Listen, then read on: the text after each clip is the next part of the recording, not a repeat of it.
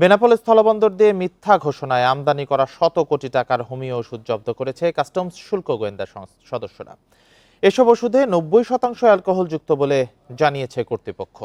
Benapole customs জানায়, চট্টগ্রামের আমদানিকারক প্রতিষ্ঠান দি হোমিও ওয়ার্ল্ড গত 28 জুলাই ভারত থেকে 2200 প্যাকেজের হোমিও ওষুধ আমদানি করে।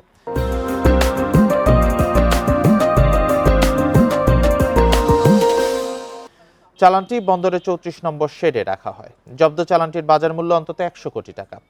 আমদানিকারক প্রতিষ্ঠান চালানটির এলসি মূল্য দেখিয়েছে 88,86,816 টাকা। পরে শুল্ক গোয়েন্দা অধিদপ্তর পরীক্ষা করে দেখতে পায় চালানে ঘোষণা বহির্ভূত অতিরিক্ত 90 ভাগ অ্যালকোহল যুক্ত রয়েছে।